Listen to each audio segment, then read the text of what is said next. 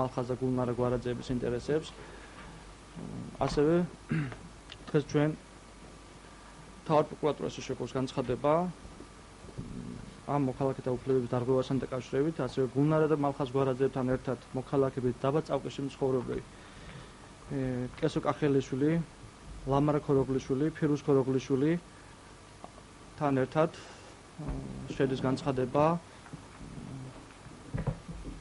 ამ მოქალაქეთა განცხადებებით ფეიქრიშვილი თანამოაზრებთან ერთად გარდაბნის რაიონში ჩატარებული მიწის რეფორმების პერიოდში და მას შემდეგ ყოველგაცემულ მიწის ნაკვეთზე იმყოფებოდა წილში ამ მოქალაქეებთან მიმართებაში. ნაკვეთები მხოლოდ იმ მოქალაქეებზე გაეცემოდა, რომლებიც დათანხმდებოდნენ შეთავაზებას და მიზერული თანხის სანაცვლოდ საკუთარ სახელზე დაარეგისტრირებდნენ და შემდგომ გაასხვისებდნენ მიწას. რეალიზაციის შედეგად მიღებული თანხის უდიდესი ნაწილი ფეიქრიშვილს და მის ნათესავებს რჩებოდათ. გურამ ჯაფიაშვილი, რომელიც ფეიქრიშვილის მძაფრია და რომელიც მისი უშუალო მონაწილეობით 10.000 კვადრატული მეტრი მიწის ნაკვეთს არის დაუფლებული, ეგრეთ წოდებული მიწის რეფორმების კომისიის აქტები დღეს დაზარებულისა და ჩაგრული გლეხის როლში ვლინდება საზოგადოებას და ცდილობს ხალხისა და სამართალდამცავი ორგანოების შეცდომაში შეყვანას. სავარაუდო დანაშაულებრივი გზით ფეიქრიშვილმა მისმა ოჯახმა და გარემოცვამ დიდძალი ქონება დააგროვა. წლების განმავლობაში არსებული ქონებას ფეიქრიშვილი მალავდა და არ უთითებდა ქონებრივ დეკლარაციაში, როგორც სახელმწიფო მოხელის ვალდებულება.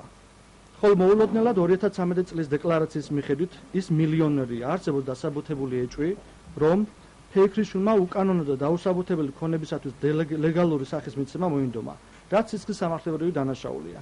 ასევე მის მიერ მოქალაქეთა განცხადებით სავარაუდოდ ჩადენილია არაერთი სხვა მძიმე დანაშაული. აღნიშნული დანაშაულების შედეგად წავკისელები დაზარალდნენ და დიდი ოდენობის მატერიალური ზიანი მიაგდათ. აღნიშნულ ფაქტთან დაკავშირებით წავკისის მაცხოვრებლები მიემართავენ მთავარ პროკურატურას და ითხოვენ მიყენებული ზიანის ზარალის ანაზღაურებას. პარლამენტე ფეიქრიშვილს და მისი თანამძახველების მოქმედებების შედეგად კახელიშვილების ოჯახმა მიიღო დაახლოებით 71,000 ლარამდე მატერიალური ზიანი, ფირუზ ქოროღლიშვილის ოჯახმა $60,000 მატერიალური ზიანი, ლამარა ქოროღლიშვილის ოჯახმა $199,000 მატერიალური ზიანი. ასევე გვარაძეების ჩემი დაცვის ყოფების და გვარაძეების გულნარა და მალხაზის ოჯახმა მიიღო დაახლოებით $150,000 მატერიალური ზიანი. დაზარალებულები პროკურატურას ეფექტური და სწრაფი გამოძიებით ჩატარებას და წავკიში ბატონყმური წყობილების დასრულებას ითხოვენ.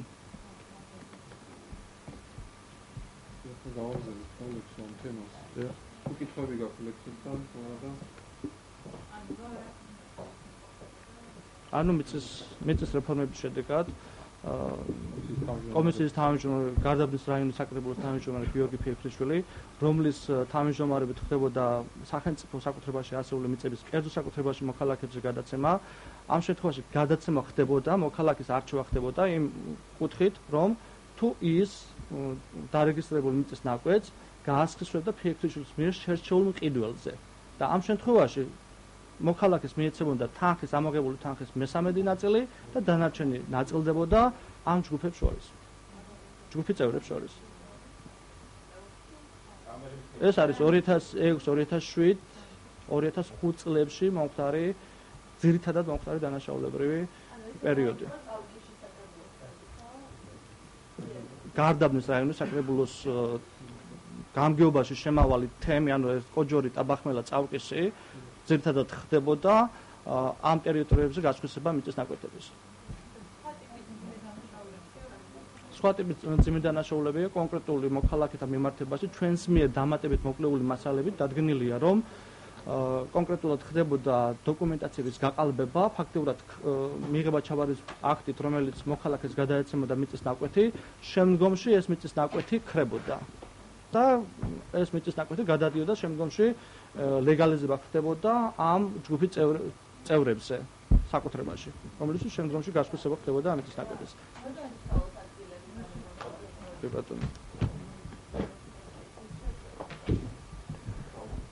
დიახ, ეს მოგესალმებით, ადვოკატი არჩია.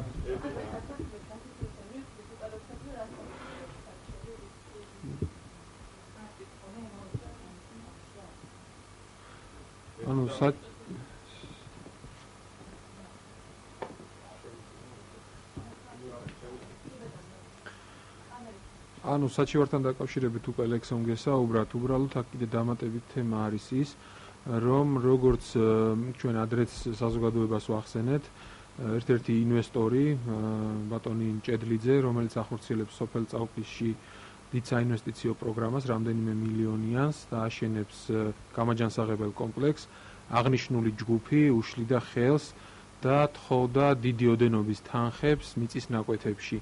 ამ ფაქტთან დაკავშირებით უკვე ჩვენ არაერთხელ მივმართეთ სასამართლოსაც და სამართალდამცავ ორგანოებსაც და ფეიქრიშვილის ნათესავი ჯაფიაშვილი, გურამ ჯაფიაშვილი, რომელიც არის ათობით 1000 კვადრატული მეტრი მიწის ნაკვეთის მესაკუთრე, სასამართლოში ახლა ცდილობს იმას, რომ თითქოს და წარმოაჩინოს როგორც დაჩაგრულ მოქალაქედ თავი.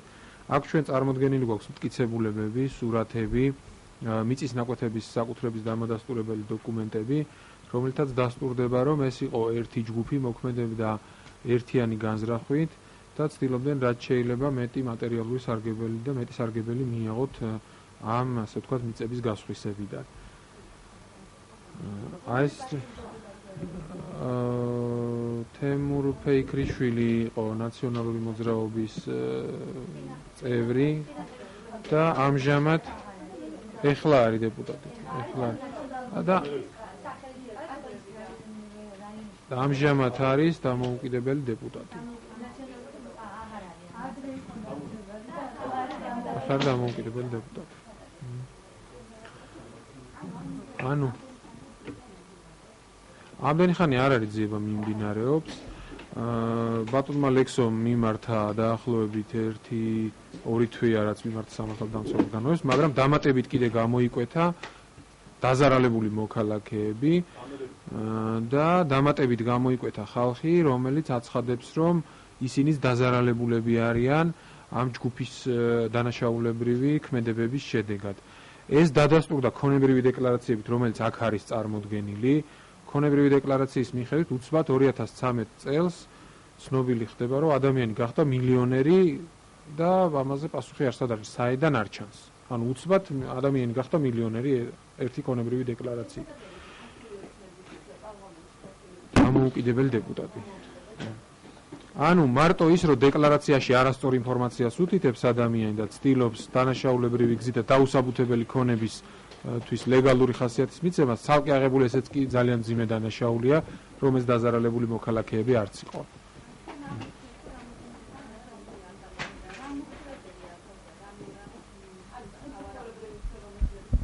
გადამეტება დოკუმენტის გაყალბება და ასევე სრულ განზრახ არასწორი ინფორმაციის შეტანა ქონებრივ დეკლარაციაში, რომელიც ის სახელმწიფო დანაშაულის ნიშნების შემადგენლობა და თანამდებობის პირის დაუსაბუთებელი ქონების მიღება, ასეთ ცალკე დანაშაულს წარმოადგენს როგორც იცი. მინიმუმ 4 მოთხოვნით. ამ დაზარალებულებს აქამდე არ მიუმართავთ სამართალდამცავ.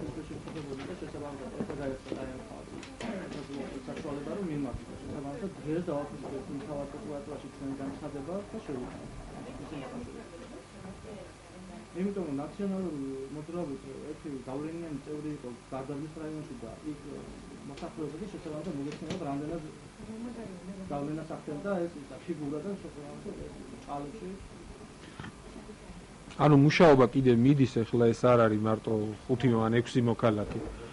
ესეთ დაზარალებულები ძალიან ბევრია და სხვა სოფლებში, როგორც ჩვენთვის ხდება ცნობილი და დამატებით კიდევ ვაცნობებთ და გაცნობებთ თუ რა გამოვლინდება დამატებით და თუ იქნება დანაშაულის ნიშნები დამატებით, რა თქმა უნდა, იმასდაც შესაბამისი რეაგირება მოხდება. არჩევს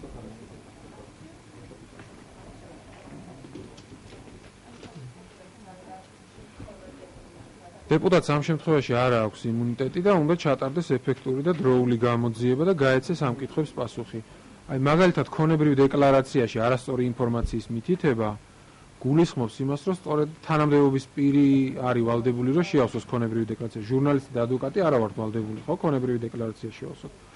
შესაბამისად, როდესაც ქონებრივ დეკლარაციაში ადამიანი არასწორ ინფორმაციას ან არასრულ ინფორმაციას უთითებს, აპრიორი ის თანამდებობის პირია და შესაბამისად ვერანაირი იმუნიტეტი მას ვერ დაიცავს.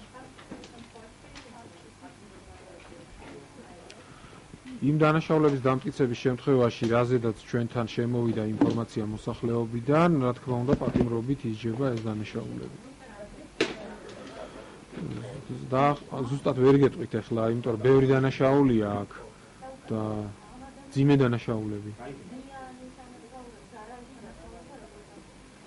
სარალის ანაზღაურება უნდა მოხდეს იმ შემთხვევაში, რა თქმა უნდა, ის ჩაიგინათ დანაშაული, იმ უნდა ანაზღაუროს დანაშაულით მიყენებული ზიანი.